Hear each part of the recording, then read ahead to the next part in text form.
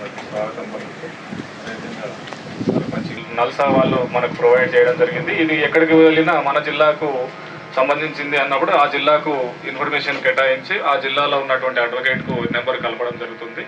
ఎక్కడికి ఉన్నా కూడా మీరు న్యాయ సలహాలు పొందవచ్చు. తర్వాత దీంట్లో ముఖ్యంగా ఉద్దేశం ఏంటంటే ప్రజల వద్దకే పాలన ఏ విధంగానో మన వద్దకు న్యాయాన్ని అంటే వైద్యము విద్యతో పాటుగా ఉచిత న్యాయాన్ని అందించాలి ప్రజలకు అన్న ఈ అంటే చిన్న చిన్న అవకాశాలని ఉపయోగిస్తూ మన పక్క వాళ్ళకు ఈరోజు ఇంతమంది వచ్చిండ్రు అంటే మీరు వచ్చినటువంటి వాళ్ళు ఇంకా కొంతమందికి తెలియజేసి ఇది ఒకటి ఉంది అనేది తెలియాలి అనే ఉద్దేశంతో మీరు తెలియజేస్తారని ఆశిస్తున్నాము. అంతకన్నా మాత్రమే కట్టాల్సినటువంటి అవకాశం ఉంటుంది. అంటే విదిన్ ద 12 months లోపల మనం పే చేయాలి. 11 months 25 days అట్లా పెట్టుకొని మనం ఇది పొందితే ఈ అగ్రికల్చర్లో భాగంగా ఇది పొందడానికి అవకాశం ఉంది. అదేవిధంగా మనం పంట రుణంగా పంటలో తీసుకున్నటువంటి ఇన్సూరెన్స్ కానీ మనం ఎవరైనా ఫార్మర్ ఏదైనా ఇబ్బందుల్లో ఉండి చనిపోయినప్పుడు అంటే కుటుంబ పెద్ద చనిపోయినప్పుడు 5 లక్షలు ఉంటుంది. అవేర్నెస్ అనేది తీసుకురావాల్సిన అవసరం ఉంది. దానిపైనే కాకుండా మనం వచ్చింది డిఫెన్స్ కౌన్సిల్స్ ఆర్థికంగా బాగా వెనుకబడినటువంటి వాళ్ళు కానీ లేడీస్ మహిళలు కానీ తర్వాత తక్కువ ఆదాయం ఉన్నటువంటి వాళ్ళు మనము అప్లికేషన్ పెట్టుకున్నట్లయితే డిఎల్ఎస్ని అప్లికేషన్ తీసుకొచ్చి మేమే అడ్వకేట్ ఇచ్చి మేమే వాదించడం జరుగుతుంది. కాబట్టి ఇవన్నీ విషయాలు కూడా మీరు తెలుసుకున్నప్పుడే మీరు సరైన ప్రాపర్గా న్యాయం పొందడానికి అవకాశం ఉంటుంది. అందరికీ నమస్తే. ఫస్ట్ మేము ఎక్కడి నుంచి వచ్చామనేది మీకు ఇందాక సార్ చెప్పారు. కోర్ట్స్ అంటే అందరికీ తెలుసు కదా, మరి కోర్టుకు సంబంధించిందే ఈ ఆఫీస్ అన్నమాట. న్యాయ సేవ సంస్థల ఆఫీసు. మరి గవర్నమెంట్ హాస్పిటల్లో ప్రతి ఒక్కరూ వెళ్తారు కదా. ఇప్పుడు మీ పక్కన పొలాల వాళ్ళు లేకపోతే పక్కన ఇంటి వాళ్ళు ఒకరికొకరికి ఇబ్బంది ఉంటుంది. మా దాంట్లోకి నువ్వు వచ్చావు, మాది ఆక్రమించుకున్నావు అనో, లేదంటే ఇంకా కొలతలు సరిగ్గా లేవు కాబట్టి గొడవలు వస్తాయి. లేదంటే ఒకరితో ఒకరికి పక్క పక్కనే ఉంటే శత్రుత్వం అనేది పెరుగుతుంది. ఏదో ఒక కారణం వల్ల పెరుగుతుంది.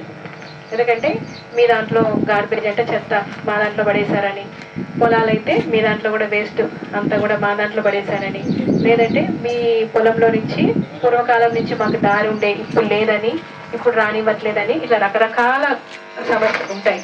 మరి ఈ సమస్యలన్నిటికీ ముందే కోర్టుకు వెళ్ళాల్సిన అవసరం ఉందా అంటే లేదు. ఫస్ట్ మనం ఏంటి, మనకున్న సమస్య ఏంటి, మనం ఎలాంటి పిటిషన్ వేసుకోవాలి, కోర్టుకు వెళ్తే మనకి ఏం కావాలని అడగాలి. మరి దీనన్నిటికీ ఒక లాయర్ ఉంటారు. మరి లాయర్ సలహా చెప్తారా అంటే చెప్తారు. మరి ప్రైవేట్గా లాయర్ని పెట్టుకుంటే ఫీజు. ఆ తర్వాత వికలాంగులు ఉంటారు, మానసిక వికలాంగులు ఉంటారు, శారీరక వికలాంగులు ఉంటారు. తర్వాత సంవత్సరానికి 3 లక్షల లోపు ఆదాయం ఉన్న వాళ్ళు ఉంటారు. ఇంకా ఏదైనా జరిగి ఇబ్బంది పడ్డ బాధితులు ఉంటారు కదా, వరదలు కానీ భూకంపాలు కానీ ఇంకా ఏమైనా అనుకోకుండా ఏదైనా వచ్చినప్పుడు అలాంటి విషయాలలో బాధితులు కానీ ఇంకా బిచ్చగాళ్ళు కానీ ఇంకా కొద్దిమంది ఉంటారు. ఇలాంటి వాళ్ళందరికీ కూడా ఉచితంగా లాయర్ని ఇవ్వాలి.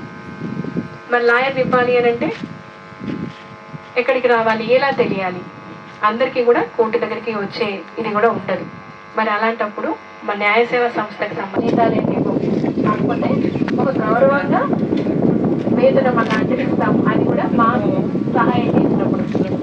మరి అలాంటి సహాయం ఏది అని అంటే ఇలా విలేజెస్లో వాళ్ళు ఉంటారు, వాళ్ళకి తెలుస్తుంది ఎవరికైతే అవసరం ఉంది, కోర్టుకు వెళ్ళాల్సిన అవసరం ఉంది, లేదంటే ఇంకా ఏమైనా సమస్య ఉందా, భార్యాభర్తల మధ్యన గొడవలు ఉన్నాయా, ఇంట్లో ఇంకా వేరే ఏదైనా ఇబ్బందులు ఉన్నాయా, ఇలాంటప్పుడు ఇక్కడ లోకల్లో ఉన్న వాళ్ళతో మాట్లాడితే వాళ్ళు చెప్తారనమాట.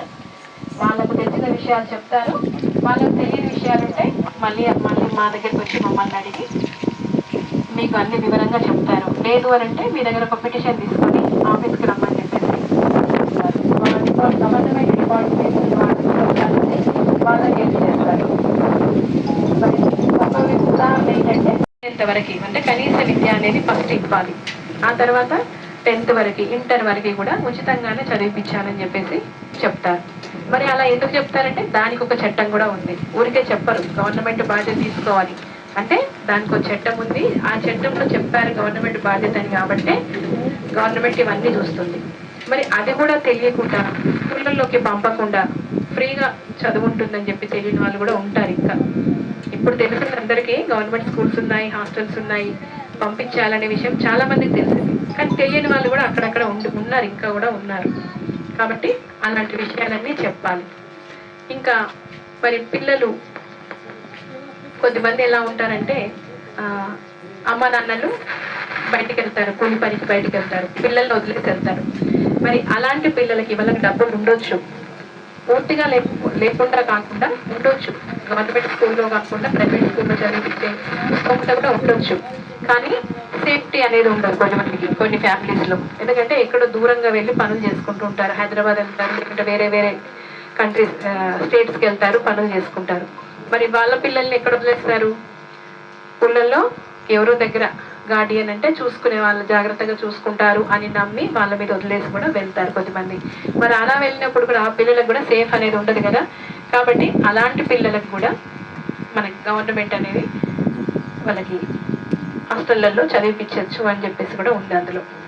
అంటే ఇలాంటి పిల్లలందరికీ కూడా కంపల్సరీగా ఆ చట్టం ప్రకారంగా గవర్నమెంట్ బాధ్యత తీసుకోవాలి.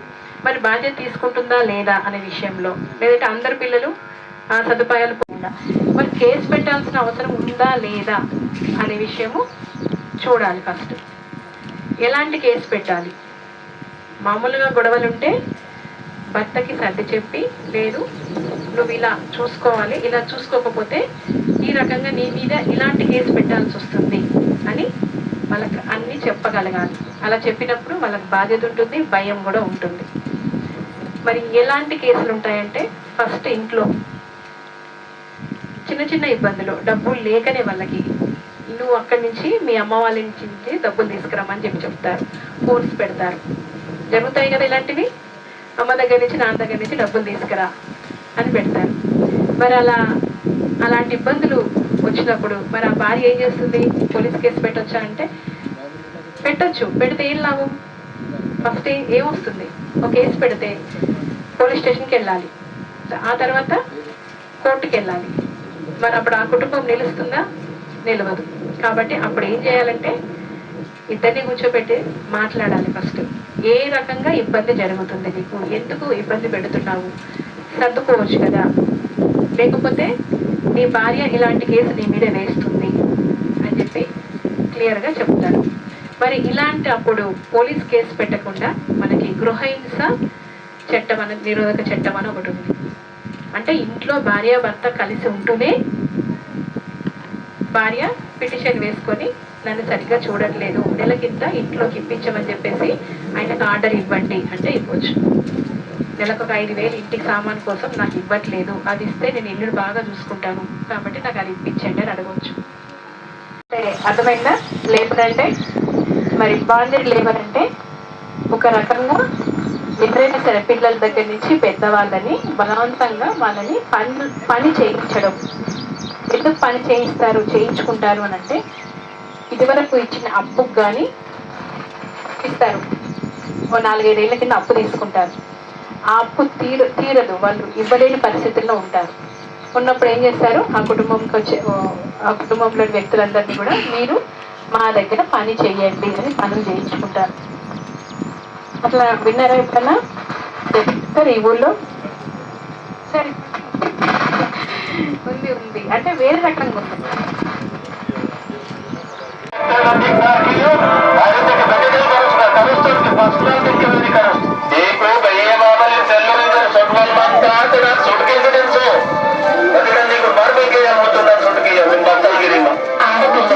ఎంత త్వరగా పెళ్లి చేసి పంపిస్తే అంత త్వరగా తన బాధ్యత తీరుతుందని పులి పెట్టిన మాటలను 15 ఏళ్ళు కూడా